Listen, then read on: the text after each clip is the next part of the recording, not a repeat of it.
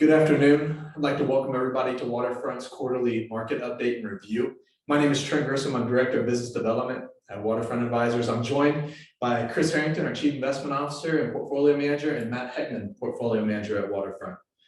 So a few housekeeping items before we get going. Please make sure that your microphones are on mute.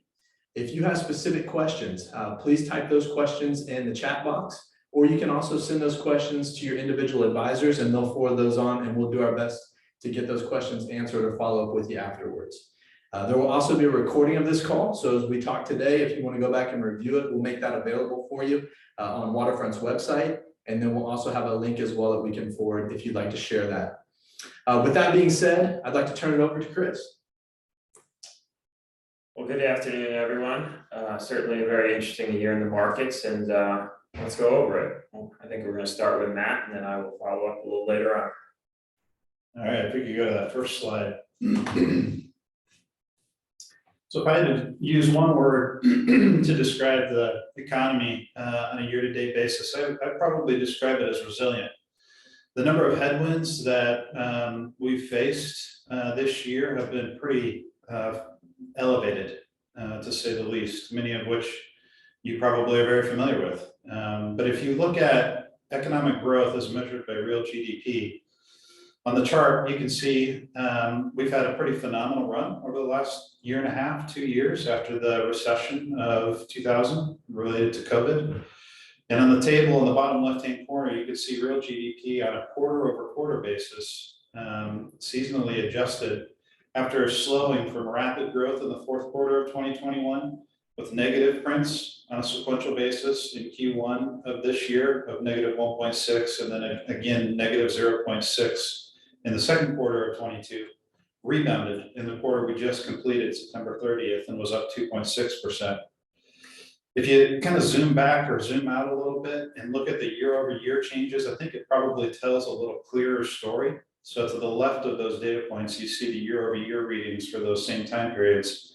And it just shows or tells a picture of slowing growth after rapid growth in 2020 and the last early part of 2020. Rapid growth in 2021 and the first part of 2022. As we look forward, probably unsurprisingly, after the recession in 2000, growth rebounded in 2021. Sorry, could we go back one slide? And 2022 economic growth for the full year is expected to average 1.7%.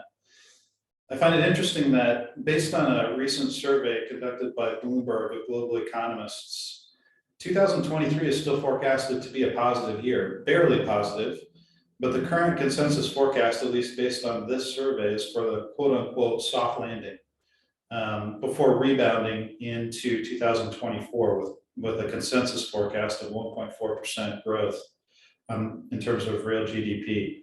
I think that 2023 forecast probably proves a little optimistic, but I thought it was noteworthy and worth mentioning. In one word, again, just thinking about what we've been through, the headwinds we've faced over the course of the last 9 months, I would describe the economic environment that we've lived through as resilient. That brings us to the next slide, which is a picture you're probably, unfortunately, very familiar with and are seeing in a lot of different places, which is inflation as measured by the Consumer Price Index. We're obviously living through historic times. You could go back many decades. You'd have to go back many decades to see inflation rates at the level we're experiencing currently. On the right-hand side of this chart, I've given you in a table format the CPI readings on a quarterly basis, starting with the actuals in Q4 of 2021 all the way to the most recent print in Q3, and you can see readings that are exceptionally high. In the fourth quarter, the current forecast based on a Bloomberg survey is for that rate of inflation to slow to 7.3%, but still remain elevated. And the left-hand side of that chart, at the bottom, there's a table with a lot of numbers. On the left-hand side, the leftmost table has the sequential change in the components that make up the Consumer Price Index. Those sequential changes are seasonally adjusted numbers. And on the right-hand side of the table is the same time period, the last several months, but instead of sequential change, it's year-over-year change. The point of showing you all of the data is, as you look at the components of the consumer price index, the inflationary impulse that we're seeing is very broad-based. This isn't a story of one or two components that are pushing up the headline consumer price index to elevated levels. This is broad-based.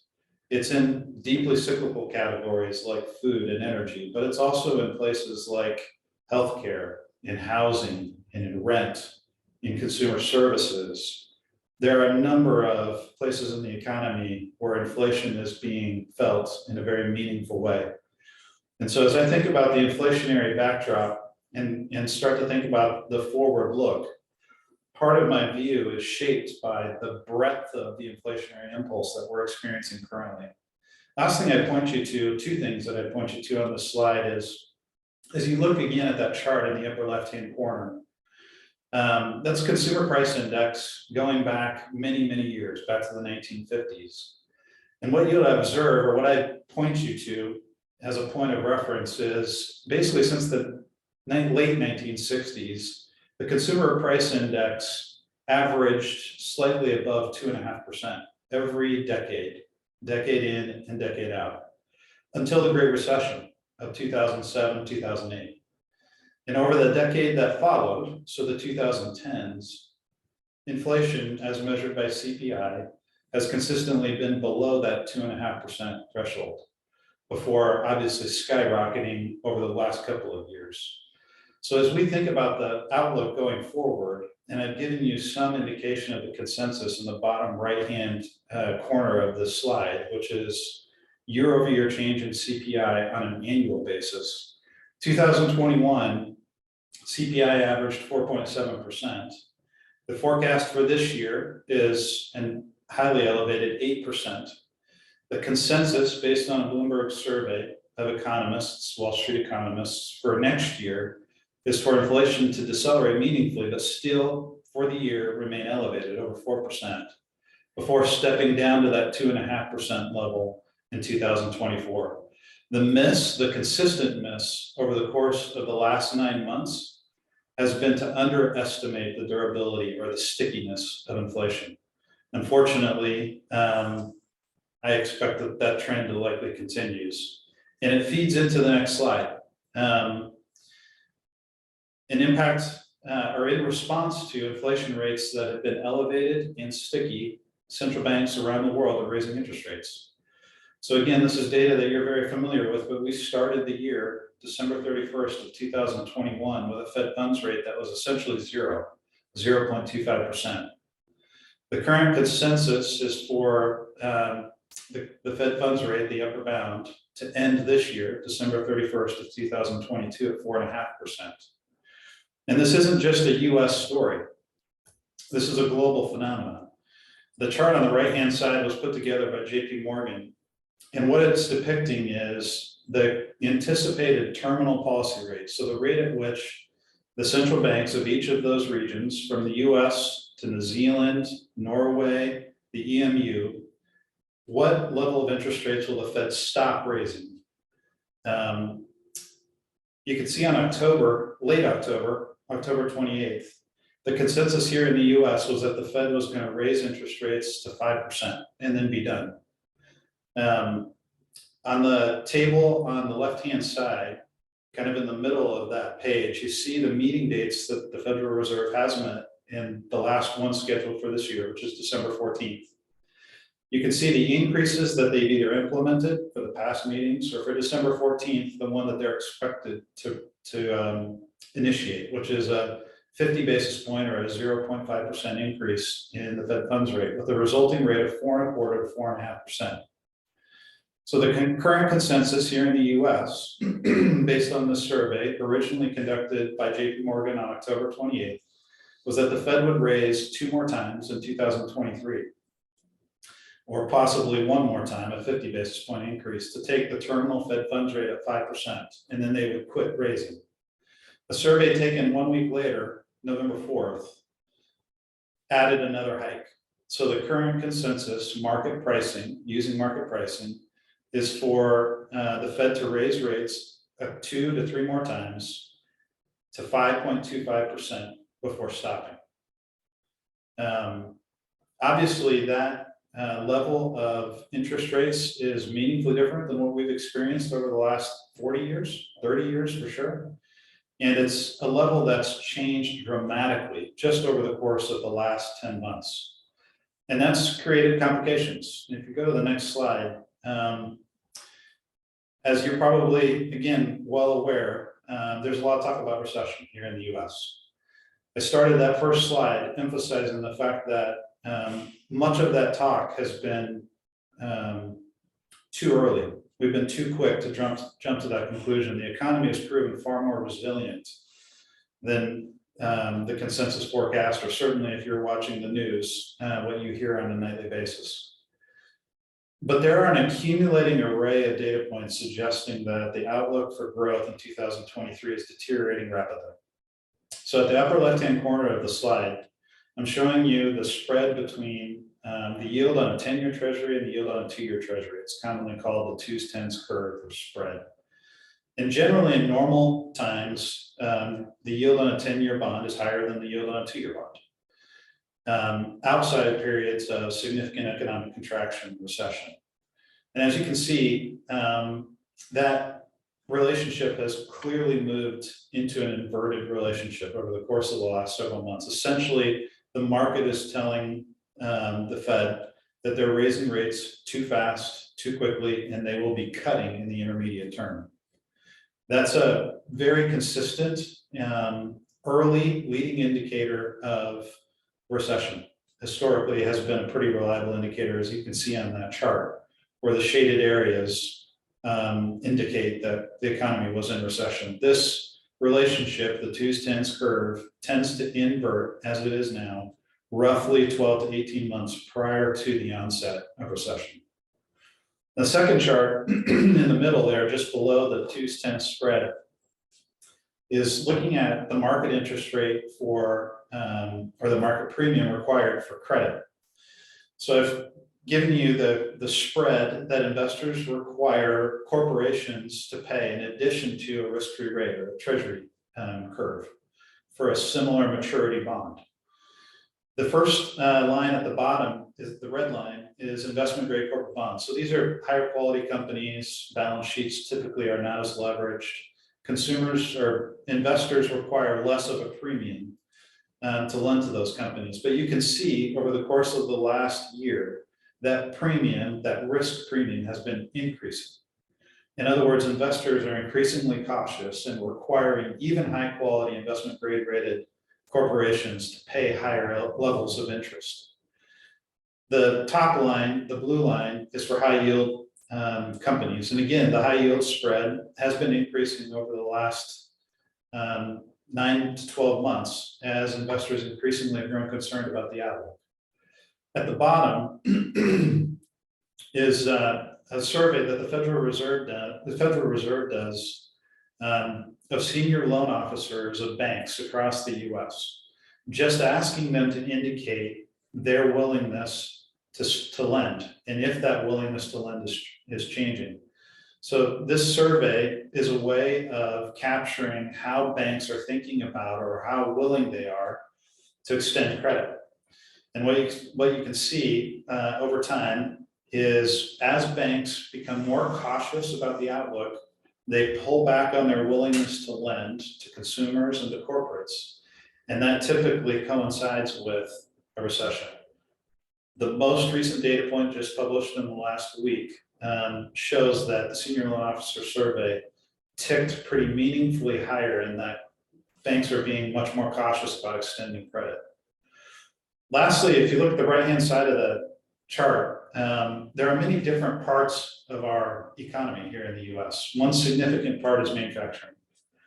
And one way of measuring the manufacturing or industrial side of our economy is a survey called the Purchasing Managers Index. And the index is just a survey that's done on a monthly basis, and the most recent data point came at 50.2%. Anything above 50 is expansionary, anything below 50 is contractionary. You can see back in 2000, the orange line in the chart on the right-hand side dipped into contractionary territory as the economy went into recession before recovering in 2021 and 2022. We're now teetering right at that 50% threshold. And as you look at the components of the purchasing managers index, which are listed below there in the table, the leading indicators, the ones that typically move sooner than the headline number, are things like orders, things like export orders, things like backlog.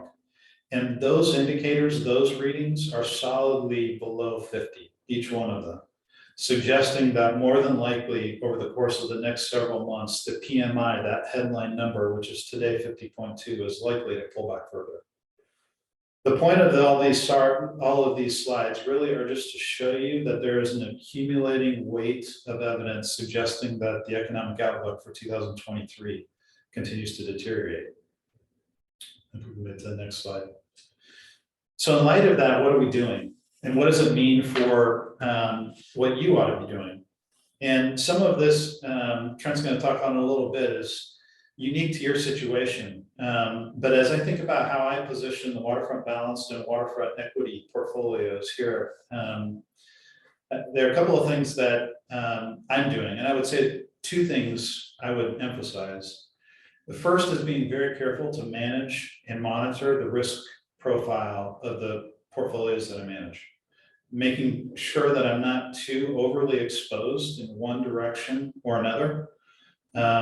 One very tangible way that I've adjusted my positioning over the course of the last year is in August, I reduced the equity allocation of the balanced portfolio from roughly 70% to about 60%, reducing that more volatile asset class as a percentage of the total portfolio, with the balance invested in fixed income, mostly treasuries and cash. I'm also within the equity sleeve, adjusting my positioning pretty actively. And what I've shown you in the bottom of that chart is the sector exposure of both the Waterfront Balanced equity sleeve and the Waterfront Equity total portfolio as of January 1st, so to start the year, and then as of December 31st on the right-hand side, so more recent. And things that probably should jump out at you as you look at the chart is cash is meaningfully elevated relative to what it was to start the year. And that's just an acknowledgement of the risk profile that I see currently in markets today. I've also increased my exposure to utilities, typically a defensive sector of the economy. Staples has a bigger weight, and I've reduced my exposure to more deeply cyclical sectors like financials and energy. So the first thing I'm really focused on is trying to be careful to manage the risk profile of the portfolios I manage. The second thing, though, is in a period of highly volatile markets, which clearly we've been in, there are opportunities, and I'm actively and very busy in looking at trying to plant seeds that will produce future fruit in the form of excess returns in later time periods. These volatile times present, like I said, a lot of opportunities. Some names that I have added over the course of the last 4 or 5 months are names like Netflix, names like PayPal Holdings, names like Marvell Technologies, names like VF Corp, which maybe isn't a name you recognize, but their brands you typically would recognize. They're an apparel retailer, and they own the North Face brand, Vans, Dickies, and Timberland. Those seeds that I'm planting, I believe, will produce meaningful excess returns with a longer time horizon.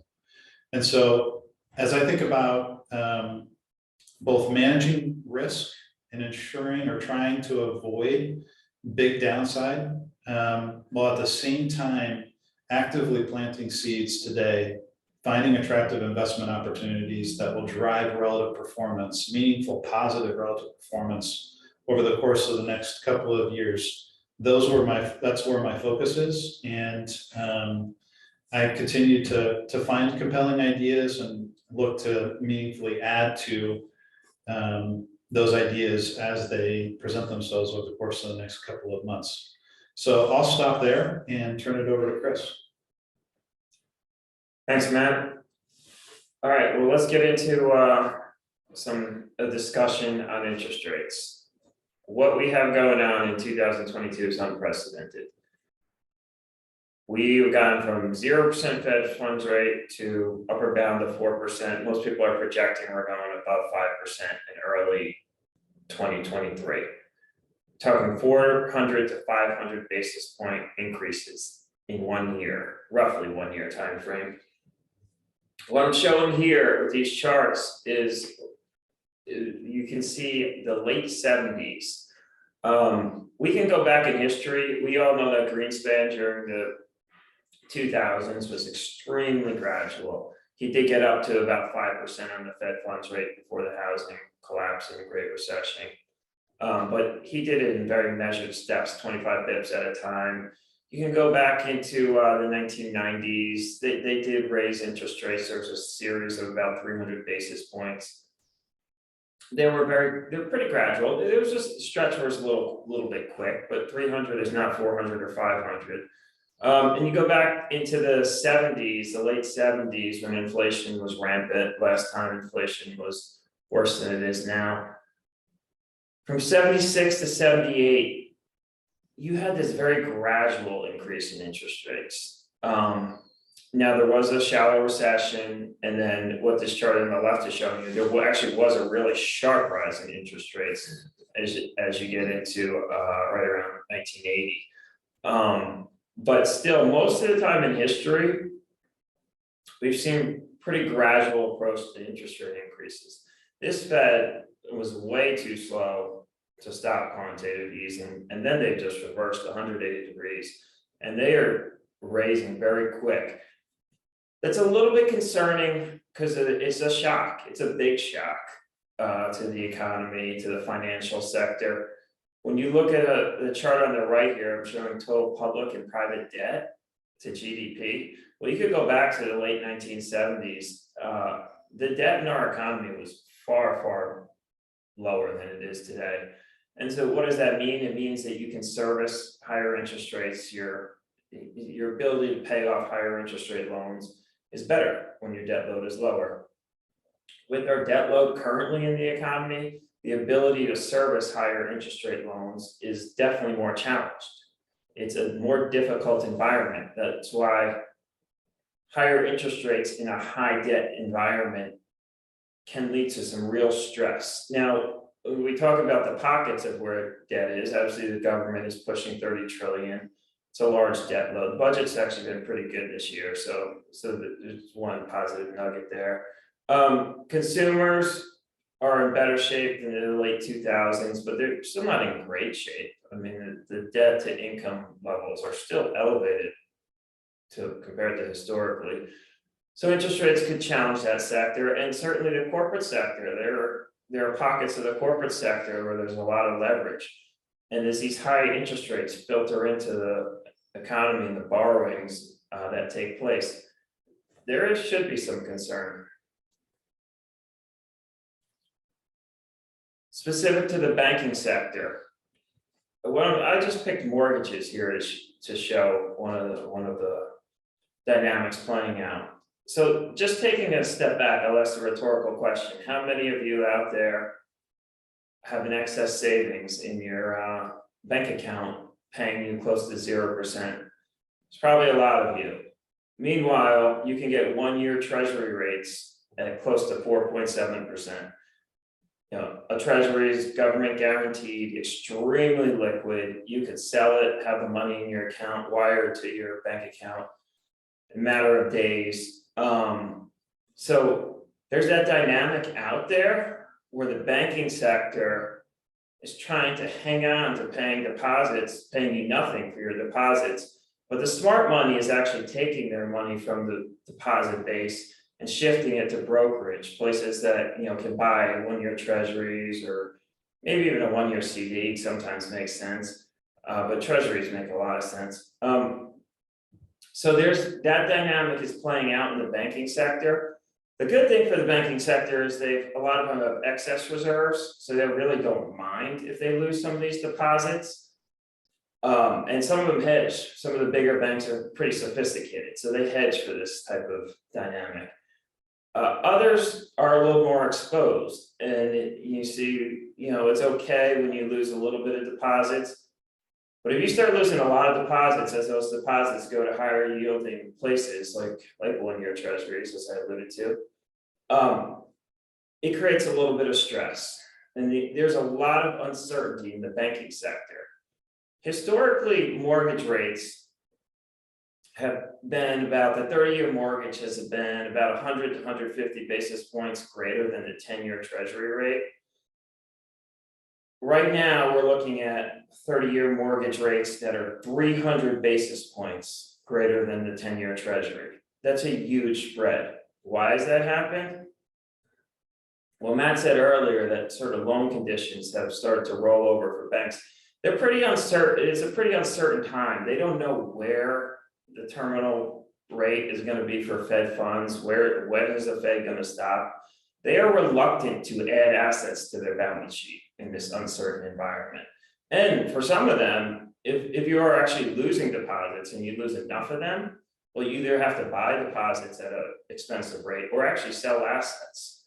And that could filter into selling some mortgages or various assets. This all filters through the banking system in a way that can be managed, but when you have the Fed increasing interest rates so fast in such a short period of time, it creates a shock and some uncertainty. So this mortgage dynamic is just one example I'm pointing out. There's no reason 30-year mortgages should be 300 basis points greater than 10-year treasuries. But this uncertainty in the banking sector is leading to this dynamic. Now, hopefully, we get to the point where the Fed stops raising, we see the inflation roll over a little bit, and financial conditions can ease. But financial conditions are actually right now starting to get really challenging. Switching gears to the stock market, there's 3 different dynamics, companies that are really getting sold off this year. I'm going to start with the first. Unprofitable companies are having a nightmare of a year. I don't know if you guys, most of you remember, have heard of the ARC Innovation Fund. Early in 2021, you had commentators on CNBC and such saying, oh, discounted cash flow, that doesn't matter. That's yesterday's relic for valuing companies. Fast forward 18 months later, and the ARC Innovation Fund has gone from 120 to, I looked this morning, it's down at 33. It's down, the NASDAQ is down a little over 1% today, S&P down about 1%. This fund is down 5%. These unprofitable, so-called innovative companies, some of them are pretty innovative, but they're not profitable, are just getting destroyed in the market. The other dynamic is the ones with leverage are at serious risk of bankruptcy. So when your market cap, when the market values you at 35 billion, investors think we're worth 35 billion. Well, why don't, and then cost of debt is pretty low. Why don't we just issue $2 or $3 billion in bonds? There are companies that did that, in some of the unprofitable companies that did that. And why would investors buy bonds in unprofitable companies? A lot of them are anchored to the market cap. So there's like, well, the market cap of equity is 35 billion. If they have 2 to 3 billion in debt, they'll be just fine. They have a huge cushion. Well, if you're unprofitable, things can fall pretty quickly, and then that cushion doesn't exist anymore. And then you have a huge debt burden that is going to be difficult to service. Carvana, I put that as the example. I of the opinion Carvana is going bankrupt. They have 6 billion plus in debt, unprofitable. We can go into the nitty-gritty of it, analyzing their business model. In my opinion, they're going bankrupt. Carvana was the latest, greatest thing. A couple of years ago, they're going to reinvent how used cars are sold. So there's some of those dynamics playing out with unprofitable companies. Switching gears. Profitable companies with a lot of leverage. Now, there are some steady media companies, I'm gonna use them as an example, that have year in, year out generated good solid profits. When you generate good solid profits year in, year out, the market allows you to issue debt because you're usually pretty steady and able to afford paying back that debt. Well, but if it turns out your business model is a little shakier than perhaps perceived, then you run into a difficult situation. We're looking at Disney today is down actually to its pandemic lows or close to its pandemic lows. Now, Disney is considered a high quality company, but how high quality are they? You know, heavily reliant on advertising. Theme parks are very discretionary. You know, many people think Disney's theme parks are very expensive and maybe not worth the price when you're looking to save some money. But Disney's viewed as a very high quality company. They're better than some of their peers. When you look at like Paramount and Warner Bros, some of these media companies with a higher level of debt, well, the advertising is starting to roll over and you have cord cutting playing out. There's some real challenges there. You see stock prices just continue to sink when you have these debt loads, and then there starts being risk on, are they really going to be able to give anything to equity holders? They're going to have to do any and all free cash flow is going to have to go back to debt. So there's that playing out. REITs real quick. REITs usually have a beta less than the stock market, considered pretty stable. Not so this year. They are sensitive to interest rates, so that is playing out. But the biggest issue with REITs this year is their perceived stability is not so stable. Office buildings, COVID changed that dynamic. There actually is perhaps too many warehouses in this country right now. So some of the stability, perceived stability, is not there. And when you have leverage and your perceived stability goes away, it creates a difficult environment. That's an area that's getting hit hard this year. Next, please. And technology, right at what I have here is the Russell 1000 technology index, down over 37%. If you buy the iShares technology ETF, it's going to be based off of this index. On the far right, it shows you the weights. These are the current weights, so this is not necessarily reflective of what the weights were on 12/31 and 21.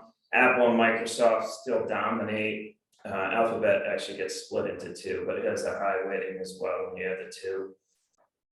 And you go down the list, just destroyed. These companies, so many companies in technology. Why are so many companies in technology getting destroyed? Well, technology is global. So we'll start there. And it's not the most important reason. The most important reason is interest rates. But China and Europe are very important for technology.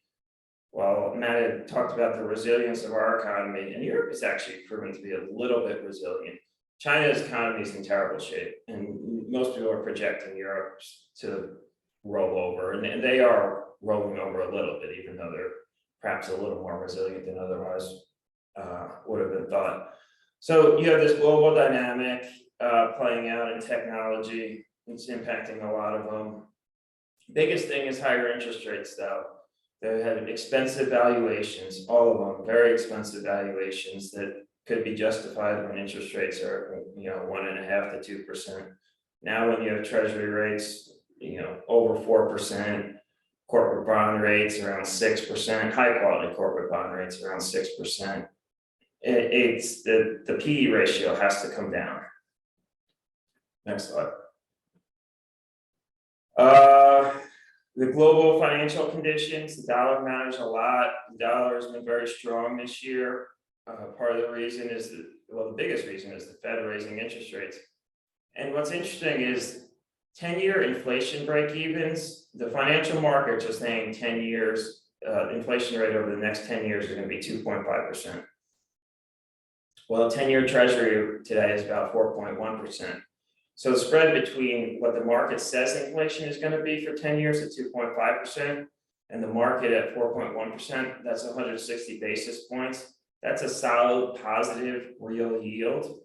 And so that is creating some demand for dollar assets. You have positive real yields out there when you project out forward, actually current yields or net real yields are negative because inflation is greater than treasury rates, but people are projecting inflation to slow down quite significantly. So that's creating some demand for the dollar.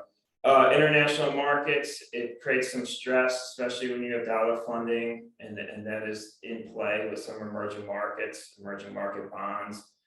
But the weakening dollar is also, flip side, a weakening dollar is really good for asset prices globally.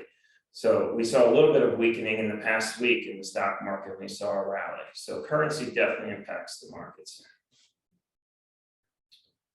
Productivity, there's no path out of the inflation quagmire, is a word I use here, if our productivity does not start improving. One of the clearest paths toward improved productivity is layoffs. But the jobs market has been pretty resilient. We hear big corporate names net out today talking about a big layoff. But most jobs are not with those big, huge corporations. And, jobs have been resilient. I do think they're going to start rolling over a little bit, but they've been pretty resilient. But technology and a more efficient workforce, which tends to come through layoffs, are the paths to productivity. And we were not going to solve the inflation dynamic without getting productivity back to a better place. This chart right here shows you that productivity has been stuck for a couple of years. Actually, is a little bit lower than it had been. A big surge with the layoffs during 2020. The economy was more resilient. A lot of companies laid off workers and productivity shot up, but has since trended sideways to downwards. The Inflation Reduction Act. So what do I think about this? And there are varied opinions, so this is just mine right here.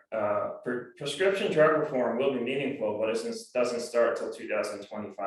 So some of the benefits that people will get from lower prescription drug prices are not something that's going to occur anytime soon. There are very real, significant incentives for clean energy in this bill. Some people think the amount of dollars spent on incentives will be far greater than what is budgeted. So we'll see how that plays out. There will be a lot of clean energy investment that comes from this act. And I'm of the opinion that we may head into an energy oversupply situation in the latter part of the decade because the carbon-based energy sources, they're still going to try and sell them the best they can, and then you're going to have this expanding wave of green energy, and we may end up with an energy glut as we get into the latter part of the decade.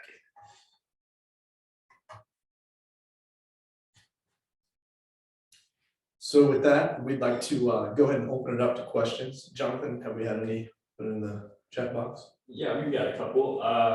First one's regarding the election, with the most recent preliminary results coming in last night in most states. What are both of your guys' takes on the results and how that might affect the markets here over the next 2 years? Yeah, I'll start. So obviously, relative to consensus, the Republican red wave didn't materialize anywhere near to the extent that over the last couple of weeks, I think the Republican Party was hopeful of, and the Democratic Party was fearful of. That being said, the Republicans did take the House. It seems like the Senate is more or less still a toss-up. The state of Georgia likely is headed toward a runoff, and so we'll have a final answer there that could determine whether or not one party has, the Republicans are able to take control of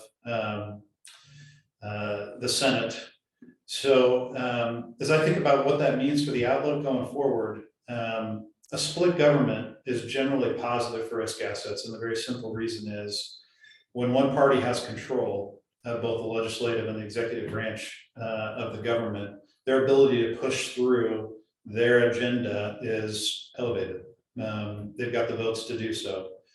In an environment where Republicans have the House, there's a very thin majority, or it's 50-50 in the Senate, the ability of one party to push through their specific agenda is limited. And so that creates an environment where compromise is necessary, very little meaningful change to the legislative backdrop happens, and therefore the confidence interval that we can have that from a legislative standpoint, there won't be significant changes in the future lends a little bit of credence or confidence for risk takers and investors that there won't be any meaningful changes coming down the pike. So on the margin, and it's a very modest comment,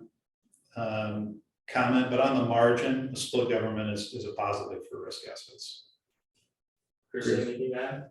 I don't really have anything much to add. I mean, there's a small chance that we could have a standoff over the debt ceiling and some budget dynamics that lead to a government shutdown, but that's really it. Everyone's expecting there to be little to no meaningful legislation over the next couple of years.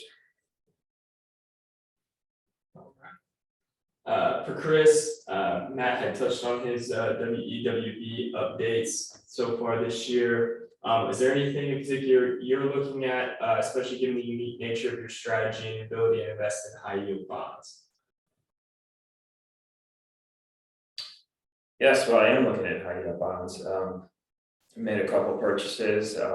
One was a copper miner. I like exposure to copper, but a little worried with the equity market, so went there with one. I get really granular with high yield bonds, so looking at balance sheets. So there's some situations that'd be hard to explain here, but I don't think the high yield bond market is priced extremely attractive, but there are pockets that have presented some opportunities. So I've gone there.